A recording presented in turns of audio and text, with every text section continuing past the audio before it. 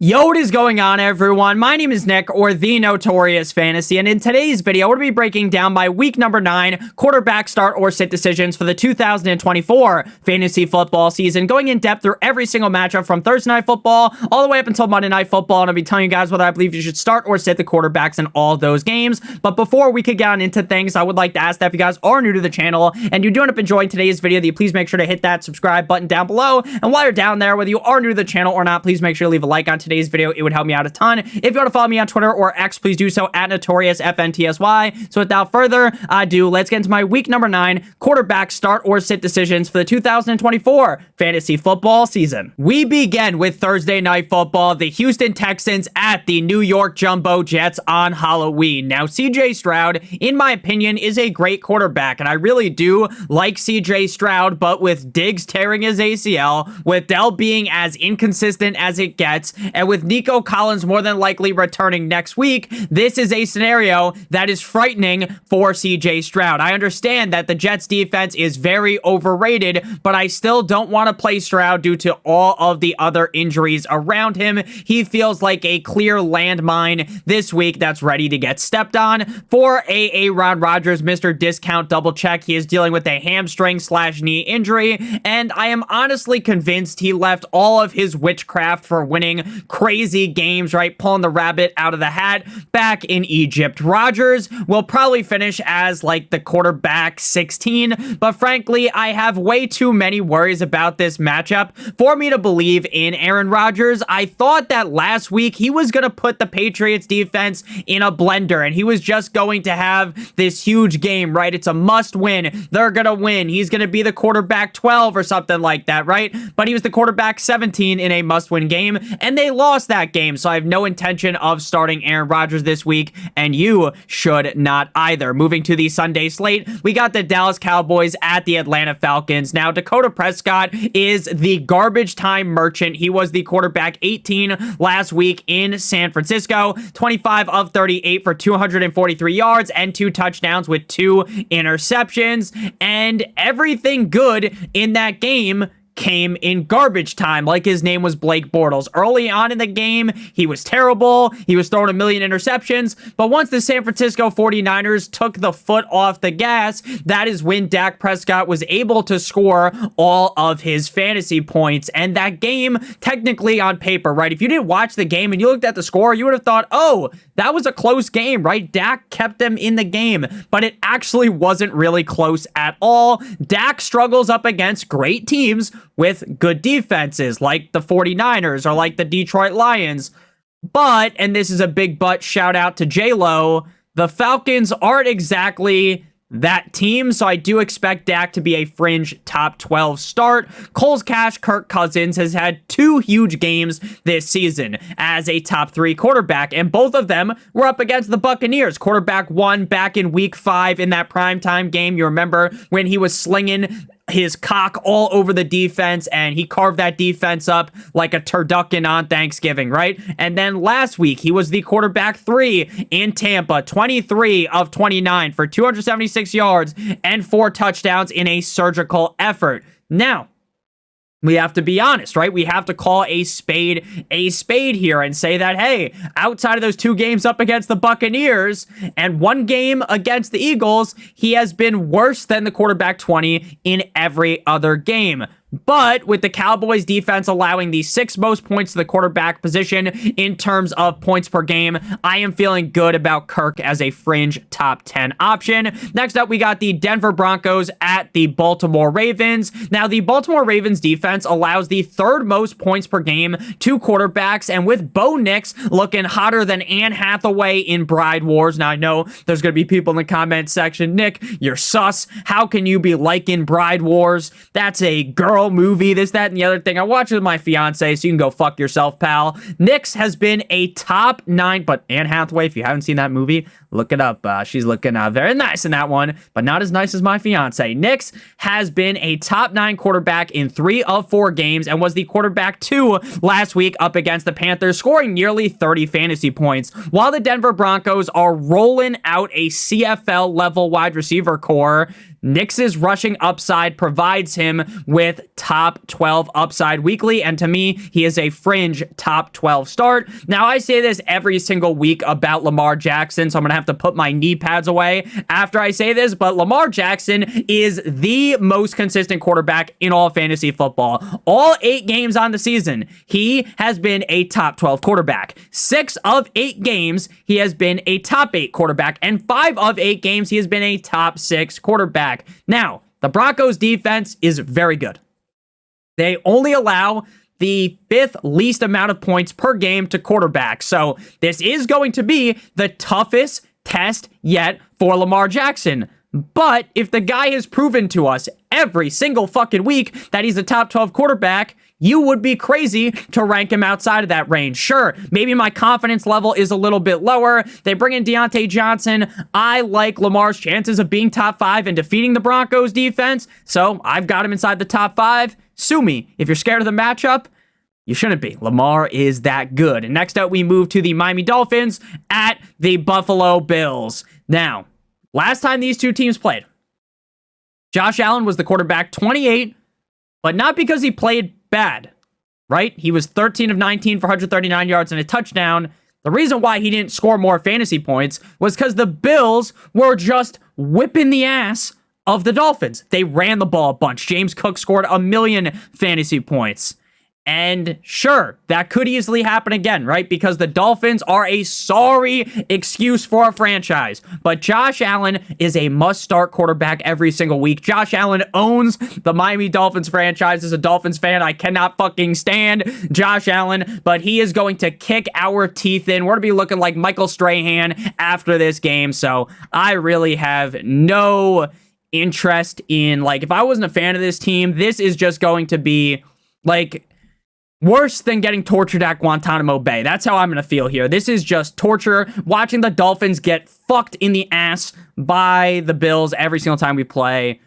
Josh Allen's a clear top 8 quarterback. I know he hasn't been consistent this season, but he's going to have a big game this week. Tua, now, Josh Allen had a bad fantasy game last time these two teams played, but Tua was even worse. He was so fucking bad that I legitimately wanted to break my television. The dude threw 3 interceptions, and while it honestly wasn't his fault, the first pick, right? He threw the ball, it hit some receiver that I've never even heard of. I think his name was Dubois, right in the titty, and it bounced off of him, and it was an interception. But that is exactly the type of interception that happens to Tua when he plays the Bills. Nothing goes right. Everything that could go right will go wrong. Tyreek Hill will be wide open. Tua throws a fucking piss missile to him, and he drops it, right? It doesn't matter what good could happen. Everything goes wrong. If you guys remember last year, Bills, Dolphins in Miami, late in the season. Could the Dolphins win the AFC East? The answer obviously was, fuck no, baby. But a ball is thrown. It bounces off of someone's hand. It goes flying into the sky, and magically a Bills receiver is there to catch it for a touchdown. It's like everything goes wrong for the Dolphins. Everything goes right for the Bills. I'm not trying to complain. I probably sound like a pussy right now, and frankly, I'm tired of this Dolphins team, so we're not going to talk about this anymore. Tua, if he magically sliced this Bills defense in half, I would literally start crying. I'd be so happy, but that's not going to happen, so you're going to sit him. Next up, we move to the New Orleans Saints at the Carolina Panthers. I will give Bryce Young some credit. He actually played decent last week up against a rock-hard Denver Broncos defense in Mile High. 24 completions on 37 attempts for 224 yards with 2 touchdowns and 2 INTs. Even with a ragtag group at the wide receiver position, Bryce Young was the quarterback 19. But as we always say, a blind squirrel finds a nut every once in a while, and until Bryce Young consistently puts up numbers, I am not going to trust him. For Derek Carr, he is expected to practice on Wednesday, and he has been out for the last multiple games, so the last 3 weeks, with an oblique injury that he suffered up against the Chiefs in primetime. While Carr is certainly better than Hayner and that jack-off Spencer Rattler, even in a wet dream spot against the Panthers, though, with how banged up the weapons are, I just don't have any interest in Derek Carr. Next up, we move to the Las Vegas Raiders at the Cincinnati Bengals. Now, Gardner Minshew is the prototypical game manager backup quarterback. If he had the Dolphins' weapons, right? If the Dolphins' weapons were on the Raiders, then you know what? He could fall ass backwards into multiple top 12 finishes. But without Adams and with a not-so-hot wide receiver group, Minshew will be anywhere from quarterback 20 to 30 in a majority of weeks, and this week even up against a not-so-hot Bengals defense.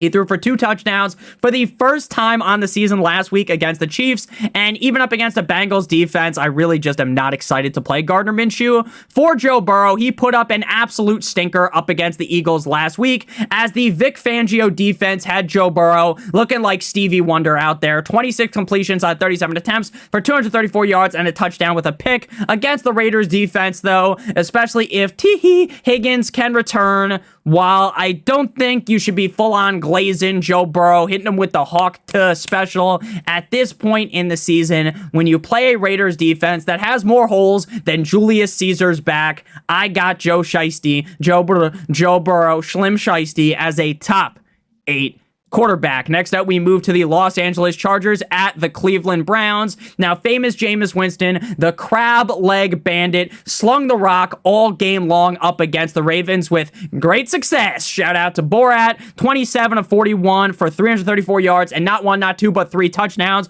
with 0 picks. Jameis has been downright incredible ever since he got LASIK eye surgery, and even though the Chargers defense is great against the pass and they're just a great unit overall, I do believe Jameis should be in the fringe start range anywhere from quarterback 16 to 18 with top 12 upside, because he was really good last week. And while they're another team with like a ragtag group at wide receiver, Cedric Tillman's looking good, Njoku's looking great, they have Judy, they have Elijah Moore, so things are going the way of the Cleveland Browns right now. Justin Herbert, the pervert, had his first great game on the season last week against the Saints, throwing for 279 yards and 2 touchdowns with 4 rushes for 49 yards. But that's not going to happen again, because the Chargers team, the goal of the offense is to run the ball, force feed the ball down the throat of the running backs. They want to play smash mouth football, and Herbert is an afterthought, right? Herbert's good. He's great. You can suck him off till kingdom come about how great of a quarterback Justin Herbert is, and I'm not going to argue with you. But not every great quarterback in real life is great in fantasy football. CJ Stroud, we talked about it earlier, one of the better quarterbacks in the NFL, hasn't been productive in fantasy football.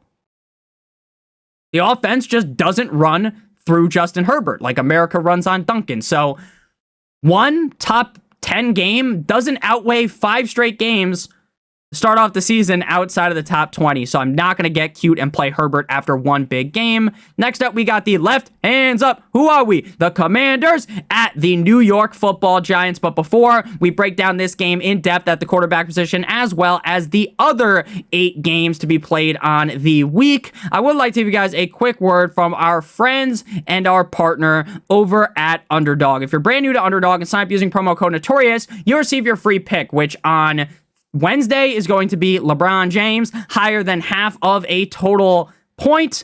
You're going to match that with any other player in the NBA, not on the Lakers, or any player in the NFL. And if both of your picks hit, you receive 3 times what you put into your pick'em. If you do multiple other picks, then the payout will be higher. If you're watching this and the LeBron game already tipped off, then if you sign up using promo code Notorious, you receive a different player higher than half a total yard in the NFL, or an NBA player higher than half a total point, plus a first-time deposit offer of up to $1,000 in bonus cash. So make sure you sign up using promo code Notorious, or by clicking on the link in the video description or in the pinned comment to get your free pick, plus a first-time deposit offer of up to $1,000 in bonus cash. So back on into things here. We got Jaden Stormy Daniels going up against Daniel Jones. Danny fumbles, Danny stumbles. So Jaden Daniels, coming off the rib injury against the Panthers, looked okay against the Bears. Now, I get Nick, he was the quarterback 11. The stats were great on paper. But if you watch the fucking game, it was very clear that the last second touchdown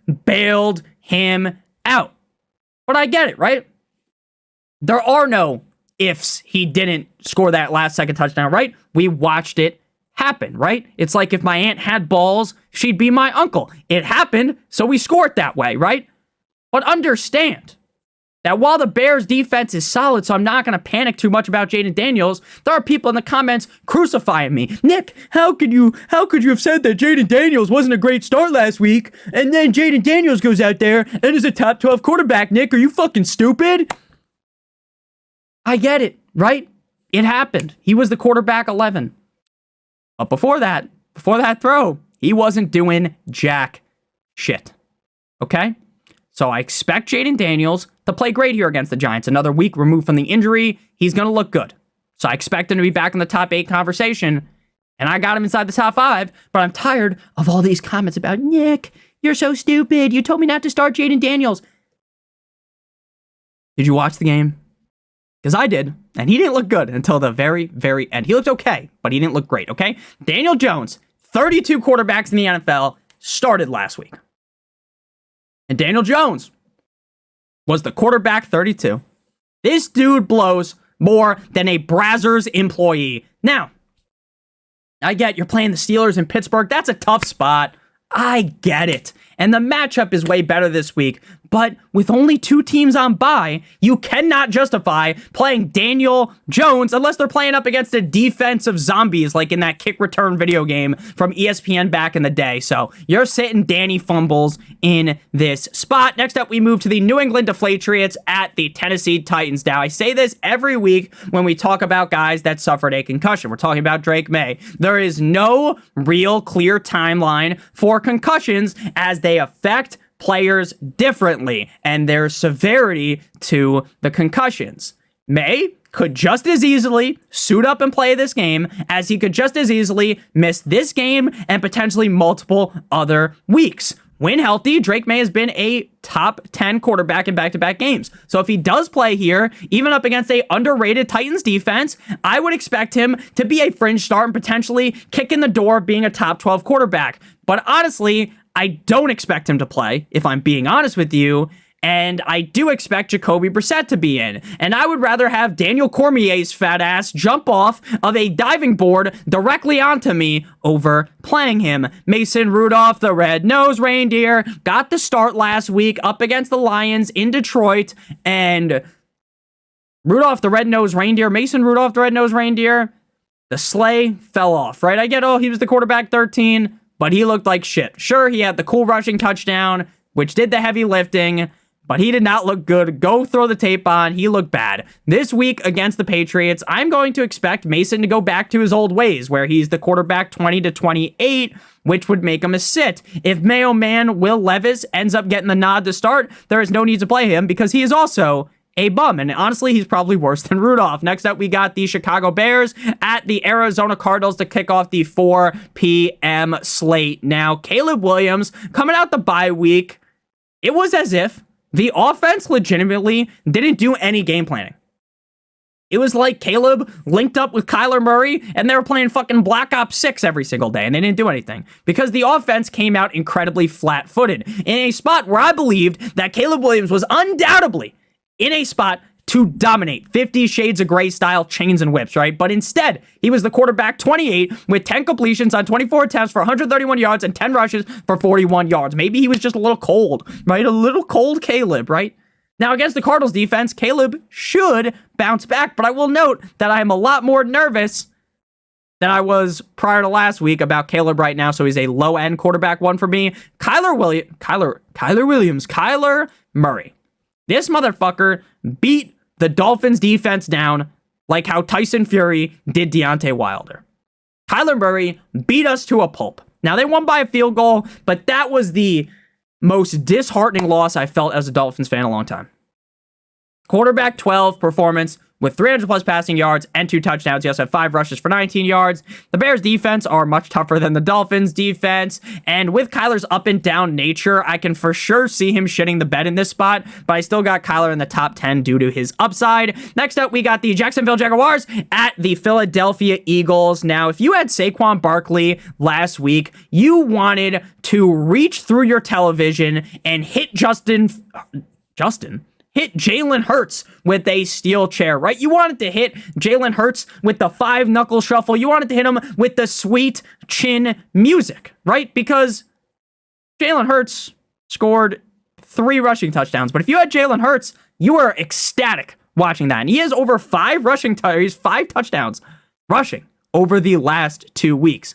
He was the quarterback 1 against the Bengals. Obviously, when you get 3 rushing touchdowns as a quarterback, you are going to finish very, very highly in Cincinnati. And I expect him to potentially repeat this week as a locked and loaded top 3 quarterback going up against a Jaguars defense that is Charmin ultra soft. Trevor Lawrence has been dialed in recently, honestly. He played very well against the Packers last week, which was shocking. The Packers defense has looked solid, and they had CJ Stroud looking like he had no idea how to read a Harry Potter book like his name was Floyd Money Mayweather, right? But T-Law, touchdown Jesus, over 300 yards, 2 touchdowns with a pick, 10 rushing yards and a touchdown, marking 5 straight games inside of the top 16. So we got to start throwing some respect onto the name of Trevor Lawrence.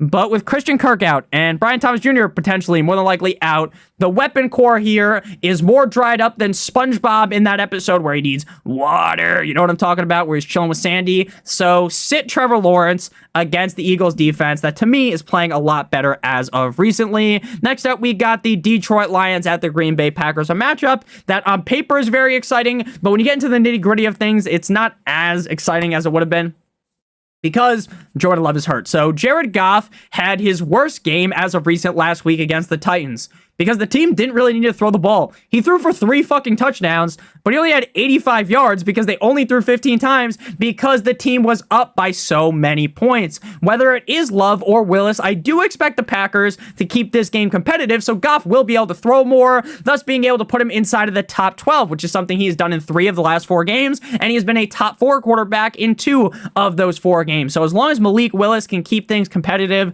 then Goff should have a much better game because, again, the Tennessee Titans just got slammed. They got destroyed by the Lions. And then Goff really just kind of coasted off into the sunset. Jordan, love me tender, love me sweet. If he plays with the strained groin, it could get re-aggravated or it could impact his play. The Lions defense has looked a lot sharper recently, so I would rather just bench Love if I had better options. Malik should be solid if he plays, right? And he gives the Packers a chance to win a game, even up against the Lions. But ultimately, even when he was winning games for the Packers without Jordan Love, when he got hurt in the BBL Bowl in Brazil, Malik Willis, while they were winning, he wasn't really whipping ass. He wasn't having these huge fantasy games. So I think the Lions defense is a lot better, and I would definitely sit Malik Willis, and what you talking about, Willis? And I would also sit Jordan Love. Next up, we move to the Los Angeles Rams at the Seattle Seahawks. Now, Matthew Stafford was nothing short of garbage for the first 5 of 6 games to start off the season. But last week against the Minnesota Vikings, with Puka and Kupp back, the Avengers assembled, and Stafford put belt to ass, having a humongous performance. 25 of 34 for 279 yards, and not 1, not 2, not 3, but 4 touchdowns with 1 interception. While I doubt he throws for 4 touchdowns again because of how good Kyren Williams is in the red zone and because of how bad the Seahawks defense is against the run, I still think Stafford should be considered as a low-end quarterback 1 here. Is that Seahawks defense that a lot of people were talking up, me kind of included, to start off the year? That's not the same defense we thought it would be. Geno Smith and the Seahawks look like they got fisted by the Hulk the way they got fucked by the Bills, dude. They're not shitting right for a month, dude. It's just sliding right out of them. So Geno was the quarterback 29 in by far and away his worst game of the season. Prior to last week, we'll just throw it away, he was the quarterback 12 and had ripped off 5 of 7 games inside the top 12. So 1 down game shouldn't send you off of the Geno Smith strain. It shouldn't send you into panic, into the loony bin. But I don't love him here against the Rams defense that to me looks a little bit better than I thought they would be. So he's a lower end start in the QB2 range. Next up, we move to, cause you waited all day for Sunday night, the Indianapolis Colts at the cold like Minnesota Vikings. So Sam Darnold, Mono Man Sam, has slightly cooled off as of recently after ripping off 3 top 9 games in a row from week 2 through 4. He followed that up with the quarterback 27, then 13 and 16 last week. And while he has slightly cooled off, I still feel good about Darnold going up against the Colts in a wet dream spot for Darnold to have that comeback game, that comeback to what he was doing earlier. I feel good about a top 8 to 10-ish finish here, and the Vikings should look to get back in the win column, so I do expect a big showing out of Sam in prime time. Now, Flacco, cool Joe Flacco's under center because Anthony Richardson was benched following last week's piss-poor effort, the fiasco against the Texans. He pulled himself from the game because he was tired. Now, I get why they're doing it, because Flacco gives you a better chance of winning than Richardson. But Richardson is a guy that you drafted to potentially be the franchise. And Richardson, we already knew, was a raw prospect. He was a prospect that needed some grooming. He was a guy that needs some games under the belt, right? You don't just throw him away. And that's what they did. They pulled the plug. Now, again, you can agree with what the Colts did. You can disagree. My opinion is, look, I do like Anthony Richardson, but I'm not going to be biased here. He did look like shit this year. He did not look good. So I'm not going to pretend like Anthony Richardson. I'm not just going to make stats up, pull him out of my ass and say, oh, but look how good Richardson was in, oh, look at all these games where he was great, right? He wasn't great in a lot of the games. And again, Flacco is better. He gives him a better chance of getting smacked up in the fucking playoffs. So I personally would just stick with Richardson. Maybe they're going to be like, oh, we'll just let him sit, and then Richardson gets to play next year.